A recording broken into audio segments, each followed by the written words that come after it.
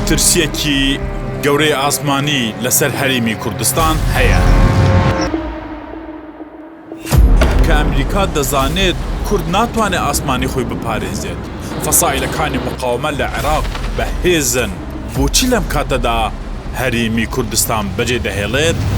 یەکی دە درۆنێک بێت سەر وەزارەتی پێشمەرگە ئەتوانێت دیفاع لە خۆی بکە؟ نەخێر. بەپێ ڕێککەوتنێک لەگەڵ حکومەتی عێراق هێزەکانی ئەمریکا و هاوپەیمانان هەرێمی کوردستانیش بەجێ دەهێڵن. خروج الأمريكان من كردستان فأي ضربات كردستان هو استهداف إلنا نحن البصر. توقيتي أم كشانوية بو هرمي كردستان زور ترسناك وزور خطرناك. 1 مليون إنسان ما قرباني داو. أمريكا همي نفارتهم بقدر خراب زورش خراب. لەم بەرنامەدا بە دوای وەڵامی یەک پرسیاردا دەگەڕێن کێ ئاسمانی کوردستان دەپارێزێت. ئەوە تا ئەمریکاش لە کوردستان دەڕوات کوردەڵێ چاک بخوام و کێشێک چارەسەر دەبێت بە تەمای خودداوە نییە؟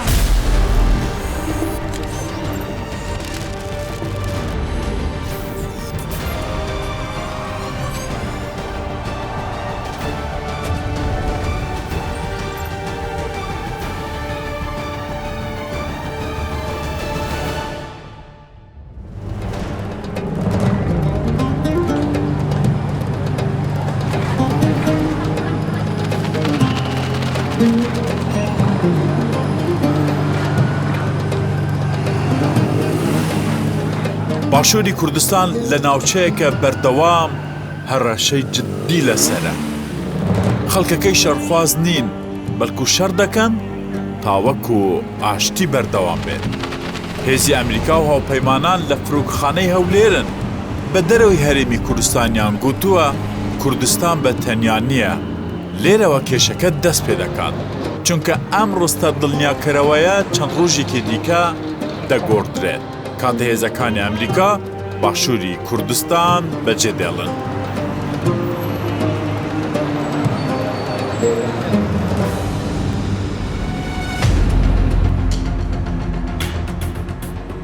بۆ ئەوەی باشتر لە دۆخەکە تێبگەین دەچینە ئەو شوێنەی ڕاستیەکە دەزانێت کە چی دەگوزەرێت. ڕاست دەچینە وەزارەتی پێشمەرگە لەوێ هیچ پرسیاری سیاسی ناکەین.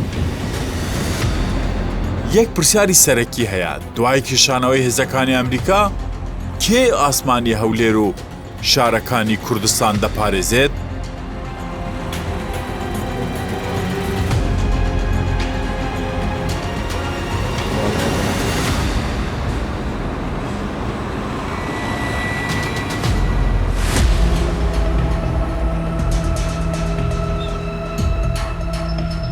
ئەم پرسیارە لە فەریق بەختیار حەمە ئەمین ئەمینداری گشتی وەزارەتی پێشمەرگە دەکەم کە لەگەڵ ئەمریکیەکان گوفتوگوی کردووە.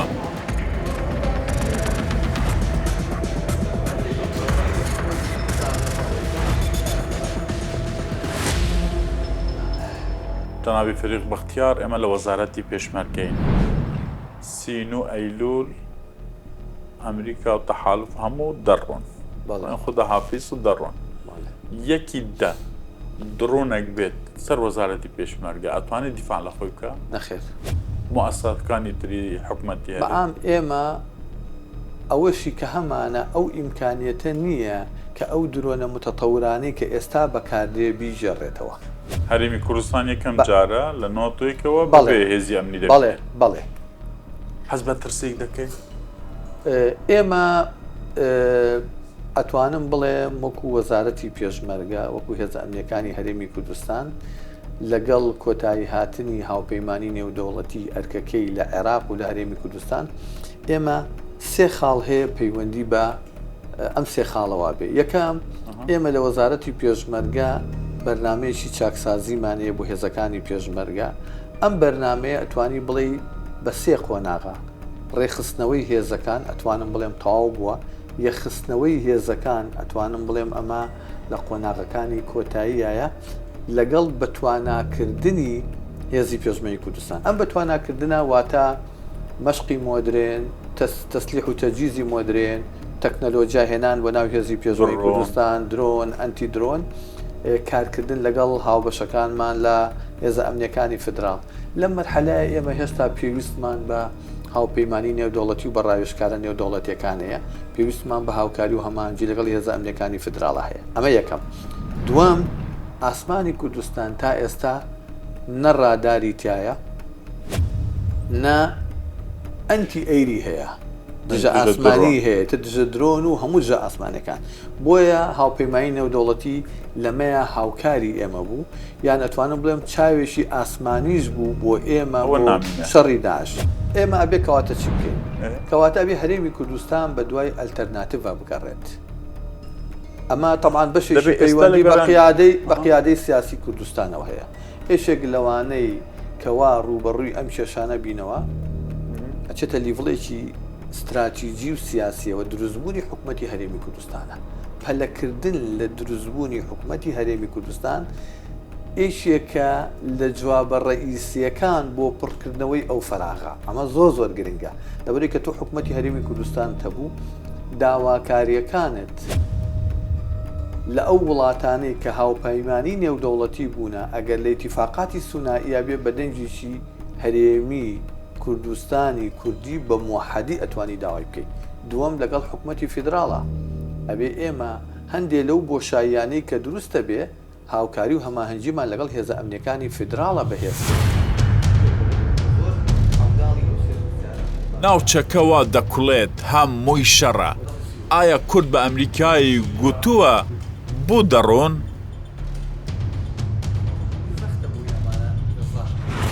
بە ئەمریکیەکانتان وتووە ئەنگوسە حەبدەبن و هێشتا فەسایلی مقاومە لە عێراق هەند کە حەز دەکەن درۆن لە کوردستان بدەن ئەوان لە ئێمە باشتر دەزانەوە پێتان وتووە ئێمە زووتومانە کە تەهدید هەیە ئەوانیش لە ئێمە باشتر دەزان وتیان چیکە وتان تادیتان هەیە ئەوان لە ئاخیرا ئەڵێ ئێمە کە سەح ببینەوە بەپێی ئەو ئیتیفاقە بووە لەگەڵ حکوومەتی فیدراڵە و باگاداری حکوومەتی هەرێمی کوردستان ئێمە سەح بووینەتەوە بەڵام تادیدەکە شەر هەیە تهدیدەکە شەر هەیە بەڵێ داوی لە بەرچاوی ئێوە ڕوونە شتێک هەر ڕوو بدات و بەسەر ئێمەشدا بێت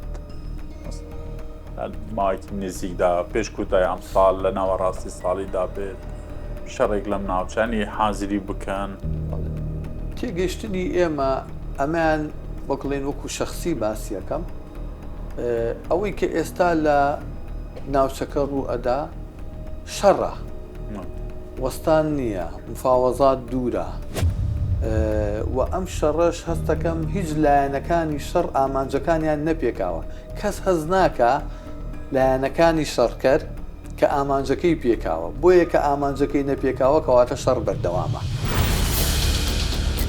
ئەمریکا لە سەردۆخی ئەمنی هەرێمی کوردستان و عێراق و سووریا لە مانگی یەکی ئەم ساڵ 2026 تاوەکو کوتایی مانگی سێ راپۆرتێکی بۆ کۆنگرێسی ئەمریکای بەرز کردوەتەوە قسەکانی نێو راپۆرتەکە لەسەر هەرێمی کوردستان پێمان دەڵێت دۆخەکە هەستیارە باشکرا لە لاپەڕەی 3.25 راپۆرتەکەدا هاتووە هێزی پێشمەرگەی کوردستان توانای سەربازی پێویستیان نییە و چەکیان نییە ئاسمانی کوردستان لە هێرشە درونیەکان بپارێزن ئەمەش وا دەکات هەرێمی کوردستان ڕوبەڕووی پەلاماری فەسایلەکانی مقاومەی عێراقی ببنەوە بەرپرسێکی باڵای هەرێمی کوردستانم بینی گوتی بە ئەمریکیەکان و بریتانیەکانیشمان گوتووە بوو لەم کاتەدا ئێرە بەجێ دێڵن وەڵامەکەوە بووە دەبێت کورد خۆی لە بەغدا بەهێز بکات تاوەکو کاریگەری هەبێت لەسەر دروستکردنی بڕیارەکان بە کورتی ئەمریکا بە کورد دەڵێت کاکە بڕوونە بەغدا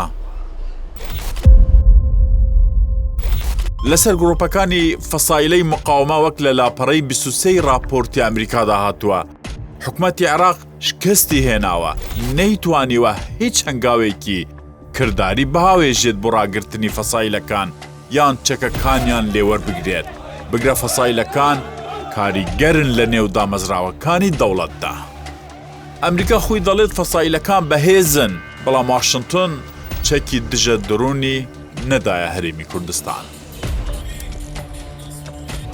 فەسایلەکانی مقاومە ڕازی نەبوون بە دیداری ڕوبەڕوو بەڵام بە پەیوەندی تەلەفۆنی زانیاریان بە ئێمەدا شێخ کازم فەرتوسی گوتەپێژی کەتائبی سەید الشوهەدا قسەی کرد پێشتر لە بەغداد چاوپێکەوتنم لەگەڵی کرد بوو نەی شاردەوە لەبەر هەبوونی هێزی ئەمریکا پەلاماری هەرێمی کوردستان دەدەن بەڵام لەم چاوپێکەوتنە تەلەفۆنیەدا قسەی دیکە دەکات.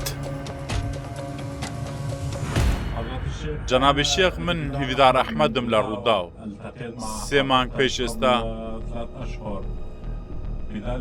چاوپێکەوتنم لەگەڵ جەنابت کردووە لەو کاتەدا پرسیارم لە تو کرد بۆچی فەسایلەکان پەلاماری هەرێمی کوردستان دەدەن؟ گوتت چونکە هێزەکان ئەمریکا لە فڕۆکخانەی هەولێر هەن لە کوتای مانگی نوێی ئەم ساڵ 2026 هێزە سەربازیەکانی ئەمریکا کوتایی بە ئەرکی خۆیان دەهێنن و دەکشێنەوە. هیچ بیانوویەک بۆ فەسایلەکان دەمێنێت بە درۆن و ڕۆکێت پەلاماری هەرێمی کوردستان بدەن؟ دوای کشانەوەی هێزەکانی ئەمریکا لە کوردستان هەر هێرشێک بۆ سەر کوردستان بە هێرشکردنی سەر فەسایلەکانی خۆمان دەزانین دەبێت بە دوای لایەنی سێیەمدا بگەڕێن کە چێن پەلاماری کوردستان دەدەن بۆیە کە هێزەکانی ئەمریکا ڕۆیشتن هیچ بیانوویەک نامێنێت و ئێمەش قبوڵی ناکەین کەس پەلاماری کوردستان بدات. لە کوتای مانگی و هیچ بیانوویەک بۆ فەسایلەکان دەمێنێت چەکی خۆیان ڕادەستی دەوڵەت نەکەن وەک عەسایبی ئەهلی حەق چەکی خۆیان ڕادەست کرد. ئەمە بابەتێکی دیکەیە جیاوازە لەوەی کوردستان بە حکوومەتمان گوتووە کاتێک هەڕەشەکان کۆتایی دێن چەکی ئێمەش کۆتایی دێت ئەویش عێراق سەروەری خۆی هەبێت و سیستمی دژە ئاسمانی هەبێت ئاسمانی خۆی لە هەڕەشەکانی ئەمریکا بپارێزێت و لە ڕووی دارایی و بڕیارەوە سەروەری هەبێت ئەو کات هیچ پێویستی بە چەکی فەسایلەکان نابێت. ئێستا هەرێمی کوردستان لە بەردەم دوڕیانێکی سەختدایە هەم هێزەکانی ئەمریکا دەکشێنەوە هەم ئەمریکا خۆی دەڵێت عێراق ناتوانێت ئاسمانی کوردستان بپارێزێت. پرسیارم نارد بوو ناوەندی سەربازی ئەمریکا سنتکۆم کە دەزانن ئاسمانی کوردستان پارێزراو نابێت بۆ ئێرە بەجێ دێڵن گوتیان وەڵامی ئەو پرسیارە لای کۆشکی سپیە. نامەم نارد بۆ کۆشکی سپی وەڵامی نامەکەیان دایەوە گوتیان کەی وەڵامەکەتان دەوێت؟ گوتمان تا کوتای ڕۆژی هەینی 14/8/2026 بەڵام تاوەکو ئێستا کۆشکی سپی وەڵامی نامەی ئێمە نەداوەتەوە. بەوەی وەڵامێکی نزیک لە بیرکردنەوەی ئیدارەی ئەمریکا لەسەر کشانەوەی هێزەکانی لە هەرێمی کوردستان بزانین لەگەڵ جەنەرال ئۆدینۆ قسە دەکەم فەرماندارێکی باڵای هێزەکانی ئەمریکایە لە چەندین پۆستی سەربازی هەستیاردا پلەی هەبووە لە دوای 2003 دەستی هەبووە لە دروستکردنی چەند لیواکی شەڕکەری هێزی پێشمەرگە و ئەم بەرنامەیە قسە دەکات. لە ناوچەی ڕۆژهەڵاتی ناوەڕاست شەڕ هەیە دەوروبەری هەرێمی کوردستان شەڕە. ئەمریکا دەیتوانێت ئەم کێشانەوەی هێزەکانی خۆی و هاوپەیمانان لە عێراق لە هەرێمی کوردستان دوا بخات؟ باشە پێم وایە وەڵامە کورتەکە بەڵێە بەڵام وەڵامە ڕاستەقینەکە ئەوەیە کە کردنی کارێکی وا هێندە ئاسان نییە. پێم وایە ئەم ڕێکەوتنە ئەم خشتەکاتیە بۆ کشاندنەوەی هێزەکانی ئەمریکا لە عێراق بە تایبەت باکووری عێراق ماوەیەکە لە ئارەدا. بێگومان من پێم پەسەندترە کە کەرەستە و توانە سەربازیەکان لە نێو هەرێمی کوردستانی عێراقدا بهێڵرێنەوە. کوردستان هەمیشە بنکەی ئۆپراسیۆنەکان بووە بۆ ویلایەتە یەکگرتووەکان چونکە کوردستان کوردە هەمیشە هاوبەشێکی زۆر دڵسۆز و زۆر ئازای ئێمە. ئێستا بۆچی سەرۆک بڕیار دەدا توانە سەربازیەکان لە ناوچەی کورد بکشێنێتەوە؟ نازانم بۆچی بە دیاریکراوی ئەوە دەکات. گومان دەکەم هەموو توانە سەربازیەکان نەکشێنرێنەوە. تەنانەت دەگەر سەرۆک بڵێت توانە سەربازیەکان کشێنراونەتەوە. بۆچوونی من وایە کە لەوانەیە هەندێکیان لە گۆڕەپانەکەدا بهێڵرێنەوە. بێگومان توانای سێراممان کە توانای بەرپەرژانەوەی ڕۆکێت و تۆپاوێژ و هاوەنە. هەرێمی کوردستان لە شەڕەکانی دژە تیرۆر و دژی داعشەوانە یعنی قوربانیەکی زۆریدا دەکرێت ئەمریکا لەم زۆرفەدا کورد بەجێ بێڵێ و دژە درۆنیشی بوو دابی نەکاتن. ئێمە دەزانین کە ویلایەتە یەکگرتووەکان هەندێک لە توانە سەربازیەکانی دەکشێنێتەوە. هەمیشە دەتوانێت ئەو بڕیارە بگۆڕێت، دەتوانێت بەشێکی ئەو بڕیارەش بگۆڕێت. ڕاستیەکەی وەک ساتێک لەمەوبەر ئاماژەم پێدا، دەتوانێت هەندێک لە توانە سەربازیەکانی هێشتا لەوێ لە گۆڕەپانەکەدا هەر هیچ نەبێت لە نێو هەولێر بهێڵێتەوە بۆ دابینکردنی هەندێک ئامادەباشی. تەنانەت ئەگەر بە ئاشکراش بڵێین ئێمە لەوێ نیمان. ئەم جۆڕەشانە لە ڕابردوو ڕوویانداوە مەرج نییە لە کوردستان بوو بێ، بەڵکو لە شوێنی دیکە. بۆیە ئەوە ئەگەرێکە. ئەگەرێکی دیکە ئەوەیە کارێمی کوردستان بۆ خۆی تواناکانی خۆی پەرە پێ بدات بۆ ڕێگریکردن لە درۆن و هاون و ڕۆکێتەکان، ئەگەر موشکی بالیستیکیش نەبێت. بەڵام لە کۆتاییدا پێم وایە هەمومان ڕاستیەکە دەزانین.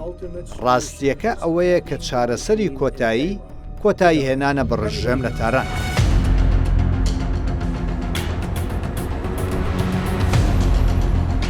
ئەمریکا لە دوای کشانەوەی هێزەکانی گەورەترین قونسڵخانەی لە جیهان لە هەولێرە هەردەمێنێت.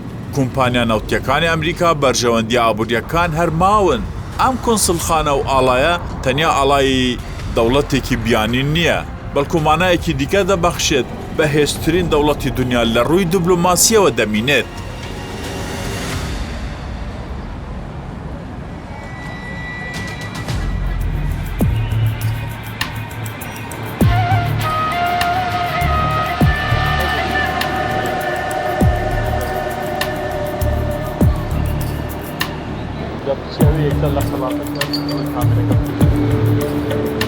لە شاری هەولێر لەگەڵ خەڵک لەسەر ئەم بابەتە گفتوگو دەکەم. لە بەردەم چایخانەی مەچکو لە داوێنی قەڵای هەولێر خەڵکێک دانیشتووە بە ئارامی قسە دەکەن.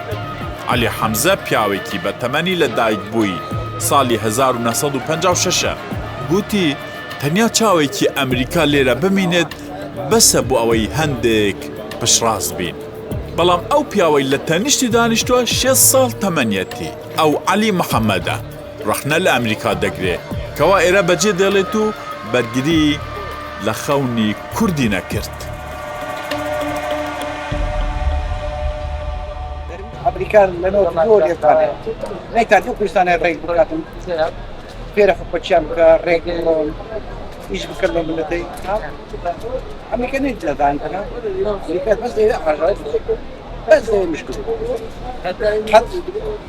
ئێستا پارتیەکێتی ئەمریکا ناتوانێت دانیشێنی فیت ئەفار ڕاستەوە ناوێت نا ئەو ناوێت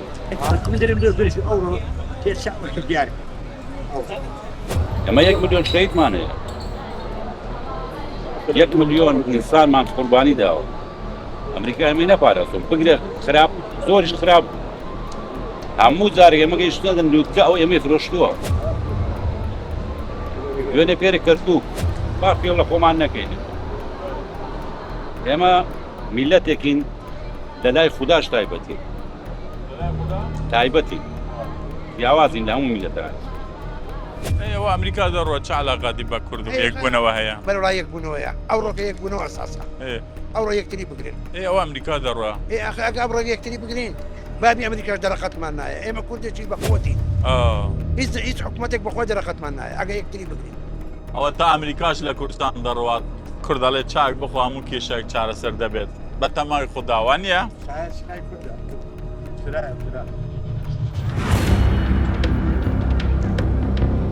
قسەی نێو ئەم گفتوگوۆی بەردەم چایخانەی مەچکو ئێمەی گەیاندا پرسیارێکی قۆڵتر. ئایا ئەمریکا بۆ پاراستنی کورد هاتووە یان کورد وای لێک داوەتەوە کە ئەمریکا لەبەر کورد وەک ملەتێکی هەڕەشە لێکراو لێران؟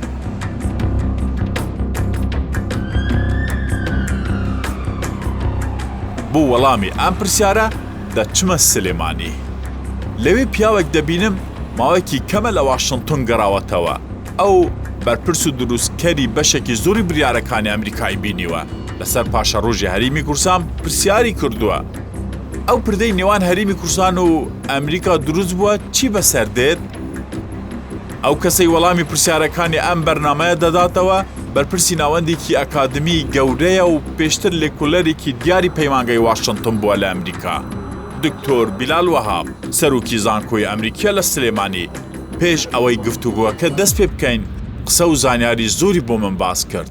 هەندێک لەوانە لەم بەرنامەدا پێکەوە بۆ ئێوەش باس دەکەین کە تێڕوانینی ئەمریکا چۆن گۆڕاوە و بۆچی گۆڕاوە و دەبێ ئێستا هەرێمی کوردستان چی بکات. تۆ لە واشنگتن بیست لەسەر کورد حەز دەکەم حەقیقەتێکم بڵێ. بۆ ئەوەی کە تۆ بڵێ من 1 2 3 ئەەکەم پێویست بەوەیە تۆ توانای بڕیاردانت هەبێ. ئیمڕۆ لە هەرێمی کوردستانە توانای دروستکردنی بڕیارمان نەماوە. ئەمریکا و حکوومەتی ئەمریکا من لە بایدنەوە لە عەفوەن لە ئۆباماوە من با بڵێ ئەو فترێ لە واشنگتن بووم. ئۆباما، ترامپ، بایدن، ترامپ. بێزاریەک هەیە لەم وەزعی ناوخۆی هەرێمی کوردستان لە واشنگتن بێزاریەکی زۆر. ئەڵێ ئێوە بووە لە خۆتانەکەن. ئێوە ڕۆژە لە ڕۆژان یەک دەنگ بوون لە بەغدا پێتانەوترا کینگمیکەر واتە هەتا کورد ڕازی نەبووایە کەس نەبووە سەرۆکی وەزیرانی سەرۆکی وەزیران ئەعلان نەکرێ و ئەڵێن نوێنەرە کوردەکان فەرموون ئێوەش داوەتن. ئەم جوملەیە من زۆر ئەبیسم لێ. ئەڵێ ئێوە بۆ نایەن ئەم جملە زۆر لە واشنگتن ئێڵم ئەڵێم ئێوە بۆ نایەن سڵحمان کەن. لە یەکێک لە بەرپرسانە ئەمەم هەراوە بەهین لێ پرسید وتم ئێوە مێژووتان هەیە مادلین ئۆڵبرایت هات شڵی ناخۆی بۆ تەواوکردنی و سڵحی پێکردین ئێستا بۆ نایەن وەکو مادلین ئۆڵبرایت بکەین. وەڵامێکم وەرگرت کە تۆزێک سەختە وتی تۆ بۆ ئەتەوێ من لە تۆ کورتتر بم. لە واشنگتن تۆ بۆ تەوەقوعەکەی من لە تۆ کورتتر بم. من لە واشنگتنەوە یەکگرتووی کوردم لا گرنگتر بێت لە پارتیوێکێتی.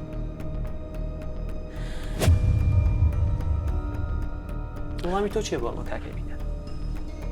تەوقیتی ئەم کشانەوەیە بۆ هەرێمی کوردستان زۆر زۆر ترسناکە و زۆر زۆر خەتەرناکە لەبەر چەند هۆکارێک. یەکەم هەرێمی کوردستان دیفاعی جەوی نییە.